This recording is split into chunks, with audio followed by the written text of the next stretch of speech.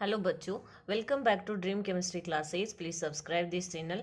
देखिए, आज के इस वीडियो लेक्चर में हम बात करेंगे वर्कशीट नंबर 14, जिसका सब्जेक्ट मैटर रहेगा एटम्स एंड मॉलिक्यूल और जो लर्निंग पॉइंट है वो रहेगा मॉलिक्यूलर मास। यहाँ पे फर्स्ट क्वेश्चन है, what is the mean by formula unit mass? Explain. Formula unit मास, तो देखिए फॉर्मूला यूनिट मास या फिर मास वो सेम चीज है, इसको सेम तरीके से हम कैलकुलेट करते हैं। फिर भी इसकी डेफिनेशन को हम शो करते हैं। The formula unit mass of a substance is a sum of the atomic mass of all atom in a formula unit of a compound. यानी किसी भी कंपाउंड के जो केमिकल फॉर्मूला होता है उसके अंदर जितने भी एटम्स प्रेजेंट होते हैं उन सब का जो मास का टोटल होता है वो क्या है? फॉर्मूला यूनिट मास। नेक्स्ट है डिफाइन मॉलिक्यूलर मास। वही एक मॉलिक्यूल के अंदर जितने भी जो बने हैं एटम्स हैं उन सब के अगर मास को हम टोटल कर दें तो वो आ जाता है मॉलिक्यूलर मास।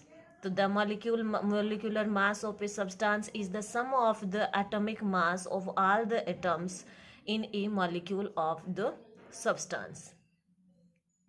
नेक्स्ट है question number 3, calculate the molecular mass of the following compounds. ये कुछ कंपाउंड्स हमें यहाँ पे दिए हुए हैं, इनके हमें मॉलिक्यूलर मास कैलकुलेट करने हैं। तो यहाँ पे देखिए हम कैसे कैलकुलेट करते हैं। सबसे पहला है हाइड्रोजन।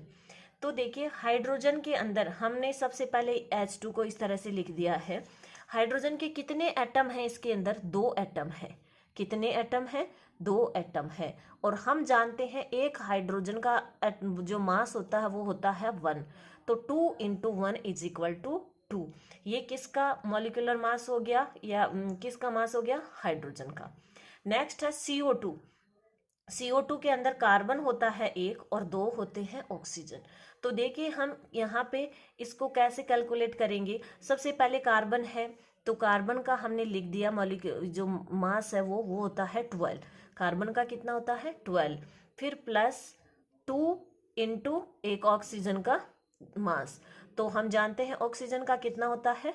16 होता है। ऑक्सीजन का कितना होता है?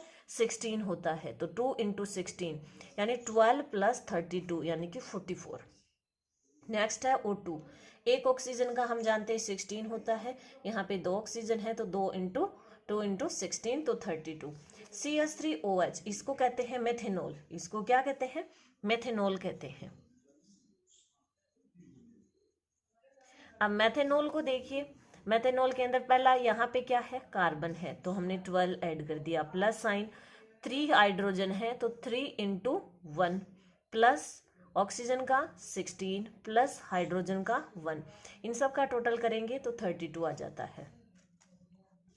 फिर देखिए नेक्स्ट है अपना HNO3। HNO3 के अंदर देखिए नाइट्रिक एसिड इसे बोलते हैं। क्या बोलते हैं इसे? Nitric acid. हाइड्रोजन का कितना होता है? 1। नाइट्रोजन का कितना होता है? प्लस साइन लगा करके नाइट्रोजन का 14 प्लस 3 ऑक्सीजन है तो इंटू 3 और ऑक्सीजन का होता है 16। अब जब इनको हम कैलकुलेट करेंगे तो 63 आ जाता है। ठीक है, इस तरह से इन कंपाउंड्स का हम क्या कर सकते हैं? मॉलिक्यूलर मास है वो कैलकुलेट कर सकते हैं। अगर फिर भी आपको इनमें कहीं कोई प्रॉब्लम होती है तो प्लीज़ आप कमेंट बॉक्स में ज़रूर कमेंट करिएगा, मैं आपको अच्छी तरीके से एक्सप्लेन करूंगी। नेक्स्ट क्वेश्चन है question number 4, calculate the formula unit mass of CaCl2। यहाँ पे देखिए एटॉमिक मास ऑफ Ca, इसका क्या हो जाएगा? यानी Ca का मास और फिर 2 into atomic mass of Cl। यहाँ पे देखिए क्या हो जाएगा? Ca का कैल्शियम का कितना होता है? 40 प्लस यहाँ पे 2 Cl है तो 2 इंटू एक Cl का एटॉमिक मास होता है 35.5 और जब हम इनको कैलकुलेट करेंगे तो ये 111 यूनिट आ जाता है। ठीक है ना? इस तरह से ये अपनी वर्कशीट है 14 नंबर, ये कंप्लीट होती है। चलते हैं next worksheet number 15। Worksheet number 15, इसके अंदर अपना सब्जेक्ट मैटर रहेगा structure of the atom and learning point रहेगा स्ट्रक्चर ऑफ एटम। तो देखिए how many fundamental particles are found in an atom, write their name and charges. ठीक है, तो जो एटम होता है उसके अंदर मेनली 3 फंडामेंटल पार्टिकल्स होते हैं। पहला है इलेक्ट्रॉन, सेकंड है प्रोटॉन, फिर न्यूट्रॉन। अब देखिए यहाँ पे इनके चार्जेस की बात करें तो ये जो इलेक्ट्रॉन होता है इसको मैं यहाँ पे इनके सिंबल लिख देती हूँ। इलेक्ट्रॉन को शो करते हैं ई से, प्रोटॉन को शो करते हैं पी से, और न्यूट्रॉन को शो करते हैं एन से। ये इनके हो गए सिंबल। अब देखिए इनकी चार्ज की बात करूं तो ये इलेक्ट्रॉन होता है नेगेटिव। इलेक्ट्रॉन क्या होता है? नेगेटिव। प्रोटॉन होता है पॉजिटिव और न्यूट्रॉन होता है न्यूट्रल। ठीक है, इस पे कोई चार्ज नहीं होता है। फिर है question number 2, what is the central part of the atom card? किसी एटम का सेंट्रल पार्ट क्या कहलाता है? तो न्यूक्लियस कहलाता है, और न्यूक्लियस के अंदर होते हैं प्रोटॉन प्लस न्यूट्रॉन। नेक्स्ट है question number 3, which particle are present in the nucleus? तो न्यूक्लियस के अंदर कौन से होते हैं? जो यहाँ पे इसकी स्पेलिंग के अंदर देखिए NE नहीं आता है, NU ही आता है डायरेक्ट। तो ये जो न्यूक्लियस है उसके अंदर कौन कौन से पार्टिकल प्रेजेंट रहते हैं? तो P + N यानी प्रोटॉन और न्यूट्रॉन है वो न्यूक्लियस के अंदर रहते हैं। नेक्स्ट है question number 4, explain pictorially the Thomson model. Thomson model को हमें शो करना है। तो ये क्या है? थॉमसन मॉडल का जो डायग्राम है उसको इस तरह से शो करते हैं। ये जो स्फीयर बना हुआ है ये पॉजिटिव स्फीयर है, और इसके अंदर जो नेगेटिव चार्ज इलेक्ट्रॉन है वो इस तरह से एम्बेडेड रहते हैं।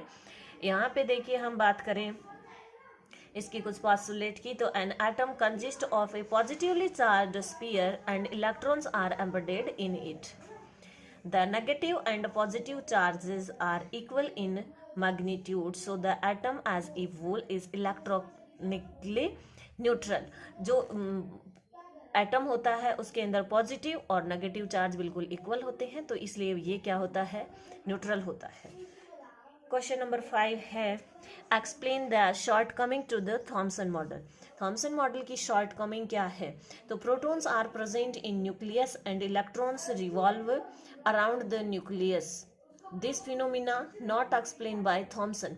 ये इनका इलेक्ट्रॉन, प्रोटॉन, न्यूट्रॉन्स के अरेंजमेंट को थॉमसन मॉडल है वो नहीं एक्सप्लेन कर पाए। ठीक है, इस तरह से अपनी जो वर्कशीट 15 है वो कंप्लीट होती है। मिलते हैं नेक्स्ट वीडियो में नेक्स्ट वर्क की शीट के साथ में।